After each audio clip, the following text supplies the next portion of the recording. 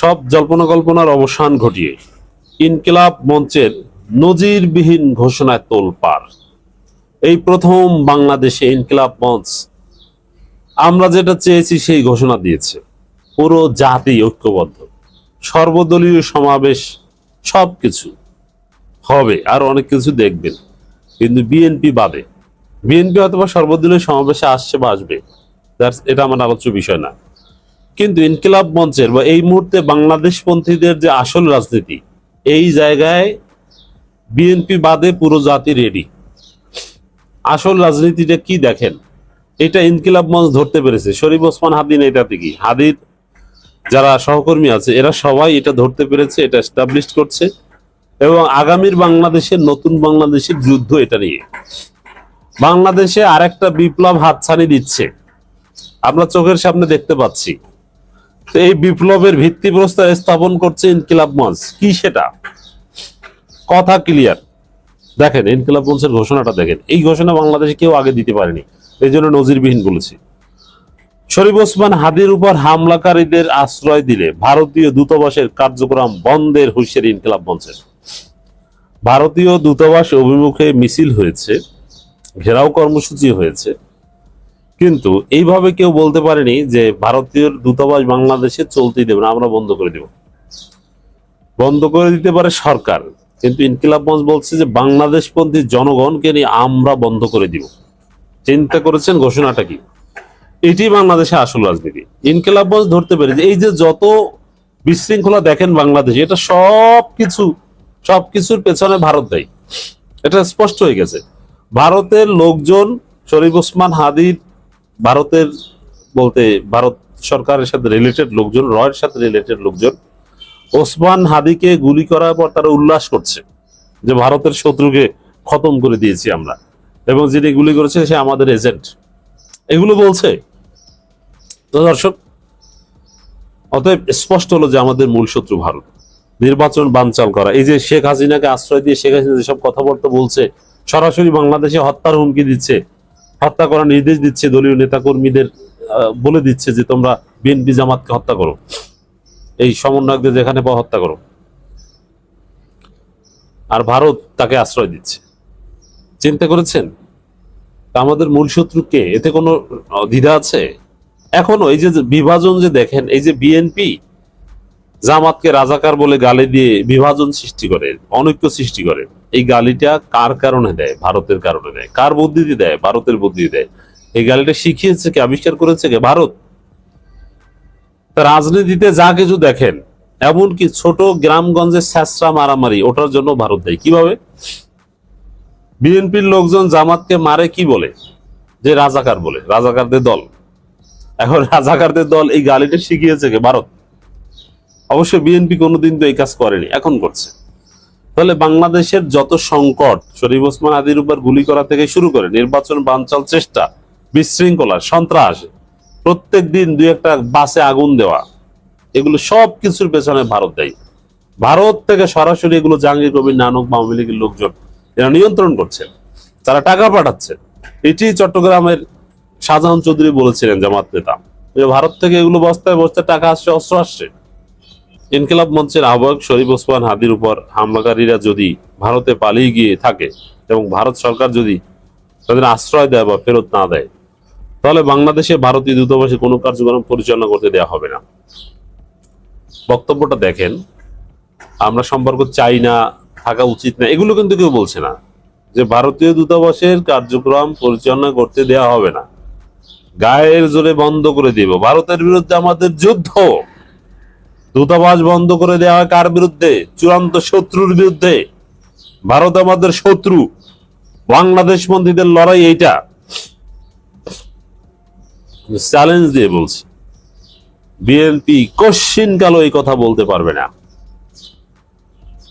আমি চ্যালেঞ্জ দিয়ে বলছি, এই হুবহু এই কথাটা বিএনপির কোন একজন সিনিয়র নেতার মাধ্যমে পারলে বলান, কেউ বলতে পারবে না। বিএনপি কেউ বলুক পারলে যে শেখ হাসিনা, আসাদুজ্জামান খান, কামাল সহ অন্যান্য অপরাধীদের চুক্তি অনুযায়ী, এক্সট্রাডিশন ট্রিটি অনুযায়ী ফেরত না দিলে ভারতের সাথে সম্পর্ক ছিন্ন করতে হবে। বিএনপির একজন বললে এই কথাটা বলুক, অথচ এটা চুক্তি, আইনের কথা। কারণ চুক্তি আছে, চুক্তি মানে আইন, আইনের সংজ্ঞা বুঝেন। What is international law? আমি ইন্টারন্যাশনাল ল শুধু পড়িনি, পড়িয়েছি। ইন্টারন্যাশনাল লর একটা সোর্স হচ্ছে ট্রিটি, কন্ট্রাক্ট, MOU। এটা এটা ওই আইনের মধ্যে পড়ে না, কারণ ওটার অব্লিগেশনস নেই।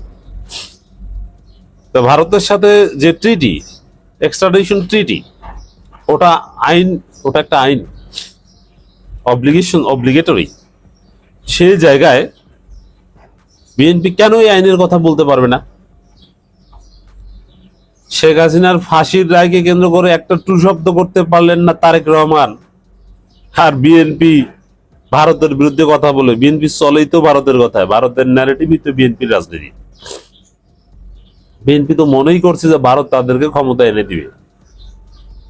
অতএব ভারতের আধিপত্যবাদের বিরুদ্ধে যে চূড়ান্ত ডাক দিয়েছেন সব জল্পনা কল্পনার অবসান ঘটিয়ে ইনকিলাব মঞ্চ, এখানে বিএনপি এই মূল সংগ্রামে থাকতে পারবে না।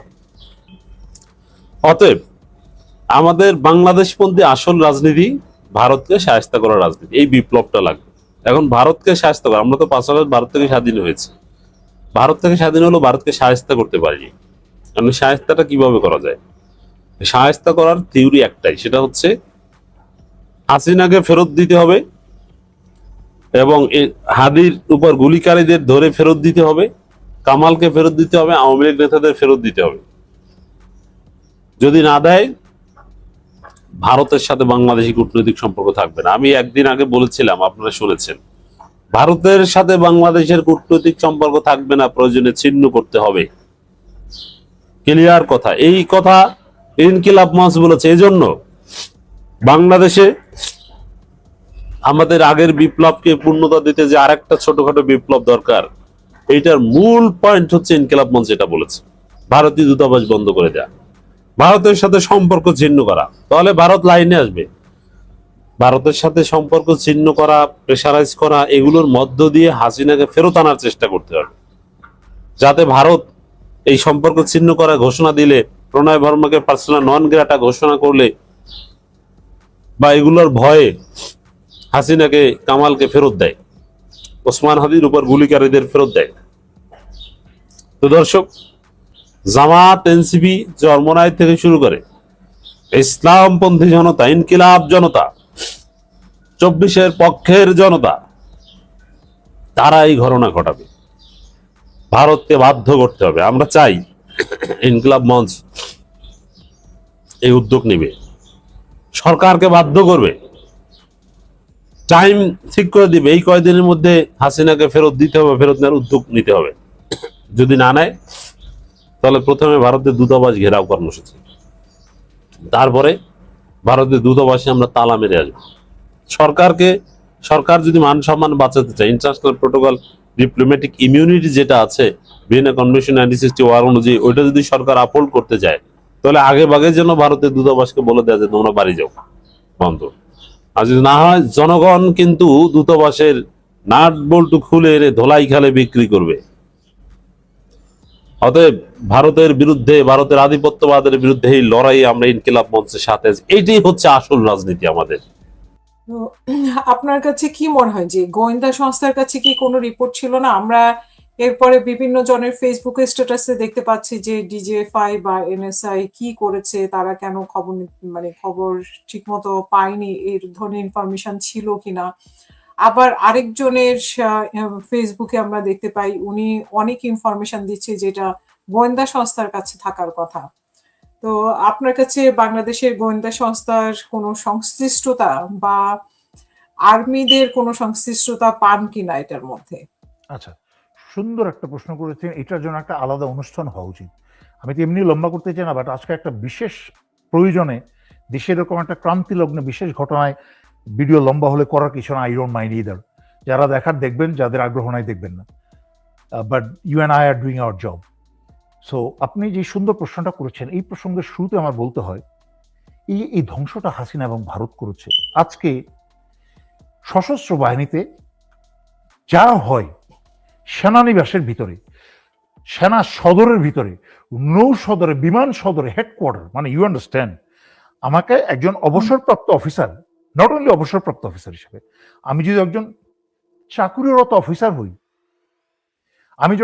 আমি তো আর্মি হেডকোয়ার্টারে চাকরি করেছি, কিন্তু যখন আমি আর্মি হেডকোয়ার্টারে চাকরি করতাম না, বাইরে অন্যান্য জায়গায় পোস্টিং ছিল, তখনও কিন্তু আমার সেনা সদরে প্রবেশ করতে হলে আমাকে একটা অ্যাপয়েন্টমেন্ট নিয়ে, একটা পাস নিয়ে, গেট থেকে পাস নিয়ে আমাকে বুকে ঝুলিয়ে তারপর আমাকে ইউনিফর্ম পরে ঢুকতে হতো। কথাটা কিন্তু মনোযোগ দিয়ে শুনবেন, জনতাকে বলছি, this is very important, kindly আপনারা মনোযোগ দিয়ে শুনেন, তাহলে আপনাদের ভিতর থেকে শয়তানের চিন্তা বা হুজুগে চিন্তাটা ইনশাল্লাহ আশা করি দূর হবে, সত্যের কিছু জ্ঞান মাথায় প্রবেশ করবে। সেটা হচ্ছে যে আমি চাকরিতে থেকে আমি সেনাবাহিনীতে আলহামদুলিল্লাহ ওই চাকরির অবস্থায় ইয়াং মেজর হিসেবে সেনাবাহিনীতে মোটামুটি মানে সেনাবাহিনীর বিশাল অংশের অফিসাররা আমাকে চিনতেন, বিভিন্ন কারণে আমাকে চিনতেন, ভালো কারণে আলহামদুলিল্লাহ, সিনিয়র জেনারেল এডিসি হওয়ার কারণে, বিভিন্ন ট্রেনিং এবং কোর্সে প্রথম হওয়ার কারণে আলহামদুলিল্লাহ আমাকে মানুষ চিনতেন ওই আমলে। তো তখনও আমাকে কিন্তু একটা পাস নিয়ে সেনা সদরে ঢুকতে হতো।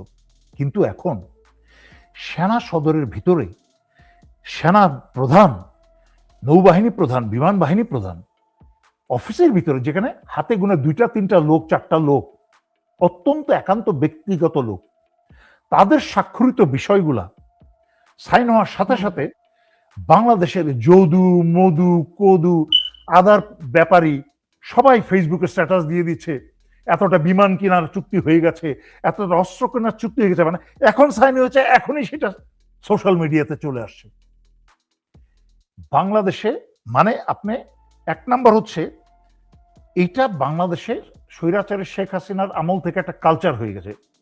বিশেষ করে বাংলাদেশ সেনাবাহিনীর কার কোথায় পোস্টিং হলো, এটা হচ্ছে সকালের নাস্তা, দুপুরের খাবার, লাঞ্চ, আর রাত্রের ডিনারের মতো ব্যাপার। সকাল বিকাল দুপুরের একটা দৈনন্দিন একটা ব্যাপার। একটা অফিসারের কোথায় পোস্টিং হলো, এটাকে একটা সোশ্যাল মিডিয়াতে এসে পোস্ট করার মতো বিষয় হলো? অমুক জেনারেল পোস্টিং হয়েছে অমুক জায়গায়। আরে বাবা, এটা তো সশস্ত্র বাহিনীর দৈনন্দিন একটা কাজ, তাদের একটা রুটিন কাজ।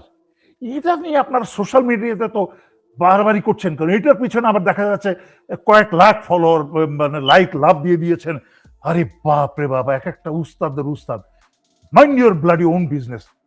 নিজের বাবার ধান ক্ষেতটা দেখেন, একটু চাষাবাদ একটু বেশি করেন, যারা গ্রামে আছেন, ফসল একটু বেশি বাড়বে। নিজের বাবার ব্যবসায় একটু কাজে হেল্পে হাত দেন, নিজের ঘরে মা বাবাকে একটু হেল্প করেন, ছোট ভাইকে পড়ান, ছোট বোনকে একটু পড়ান, কাজে আসবে। এসব আদার ব্যাপারে, জাহাজের কি বলে, আদার ব্যাপারে জাহাজের খবর রাখা বন্ধ করেন। পাবলিক বাটপারের একটা দেশে পরিণত হয়েছে। নাও শেষ হয়নি কথাটা।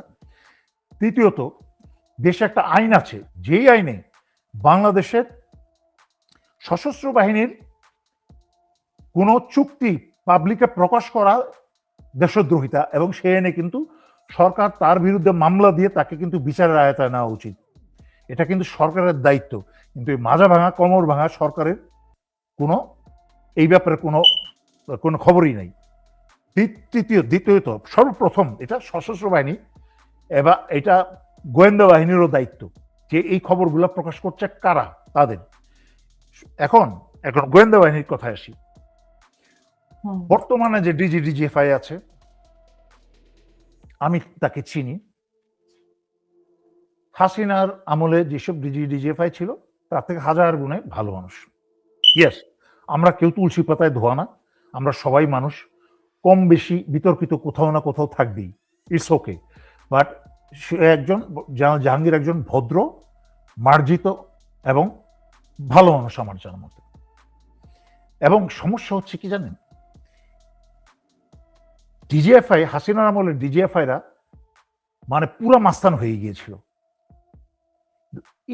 ইনফ্যাক্ট বর্তমানে হাসিনা পতনের পরে যেই সব ডিজিএফআই বসছেন, তাদের একার হাতে কিন্তু আর ক্ষমতা নাই। সমস্যাটা হচ্ছে ডিজির পরিবর্তন, পোস্টিং হচ্ছে, কিন্তু গত 16 বছর ধরে ডিজিএফআই একটা কেরানি, ক্লার্ক থেকে আরম্ভ করে সিভিল, অনেক ডিজিএফআই থেকে অনেকে মনে করে শুধু আর্মি আর নেভি এয়ারফোর্স না, ডিজিএফআই তে কিন্তু অনেক সিভিল কর্মচারী আছে। তার মাঝখানে ভারতের চাকরি দেওয়া, সরাসরি রয়ের চাকরি দেওয়া লোক আছে, তার মাঝখানে আওয়ামী লীগের চাকরি দেওয়া লোক আছে, তাদের একজনেরও কিন্তু পোস্টিং হয় নাই, সবাই রয়ে গেছে। ফিল্ড লেভেলে, ডিজিএফ এর ফিল্ড লেভেলে যারা কাজ করছে তাদের নাম আপনি জানেন, আমিও তো জানি না। ফিল্ড লেভেলে যারা বাদাম বিক্রেতা হয়ে, ভিখারি হয়ে কাজ করছে বিভিন্ন ঢাকা শহরের রাস্তার মোড়ে মোড়ে, ওই রয়ের গোয়েন্দার মতোই। অজিত দোভালও কিন্তু এরকম কিন্তু ফকির সেজে রাস্তায় রাস্তায় কাজ করেছিল পাকিস্তানের রাস্তায়। অজিত দোভাল ভারতের যে এখন কি বলে এটাকে, আমাদের ডক্টর খলিলের স্থানে ন্যাশনাল সিকিউরিটি অ্যাডভাইজার, সেও কিন্তু গোয়েন্দার চাকরি করে। ডক্টর খলিলের তো সে অভিজ্ঞতা নাই, উনি তো অন্যান্য বিভিন্ন বিদেশ মিশনে টিশনে কাজ করেছেন, কিন্তু অজিত দোভাল কিন্তু সেই গ্রাস রুট লেভেল থেকে এই কাজ করে করে বড় বড় চ্যাম্পিয়ন হয়েছে। সে কিন্তু পাকিস্তানের রাস্তায় রাস্তায় ভিক্ষা করেছে। সো ঢাকার রাস্তায় যারা ডিজিএফ এর যারা ভিক্ষা করছে তারা কিন্তু ভারতে নিয়োজিত। তারা কিন্তু এখনো তারা ইনফরমেশন কালেক্ট করে জায়গার মতো দেয়, সেটা ভারতে যায়, আওয়ামী সিদ্ধান্তকারীদের কাছে যায়। এখনো কি ডিজিএফ এর পরিবর্তন হয়েছে, এনএসআই এর উপরের লেভেলে পরিবর্তন হয়েছে, আমূল পরিবর্তন, যেটাকে বলে গ্রাস রুট। আপনি গ্রাস রুট লেভেল পরিবর্তন না করে আপনি শুধুমাত্র উপরের লেভেলে পরিবর্তন করে কোনো লাভ নেই। সুতরাং ডিজিএফআই, আপনার প্রশ্ন উত্তরটা স্যার বলতে গেলে লম্বা হয়ে গেলে এই জন্য একটা আলাদা অনুষ্ঠান হওয়া দরকার ছিল। সুতরাং ডিজিএফআই আপনাকে হাদিকে গুলি করা হচ্ছে, সেই গুলি জানবে, কতটুকু জানবে আমার সন্দেহ আছে। কারণ 16 বছরের ডিজিএফ এর যে তথ্য কালেকশন, গোয়েন্দা collection, information collection and collision, যে পদ্ধতিটা, তথ্য সংগ্রহ করা, তার পরবর্তীতে হচ্ছে তথ্য যাচাই বাছাই করা, এবং আরো কিছু ব্যাপার আছে, এইগুলার করার যে পদ্ধতি হাসিনার আমলে গেছে, এইটাকে হচ্ছে দমন নিপীড়নের পদ্ধতি তারা নোশনে চলেছে।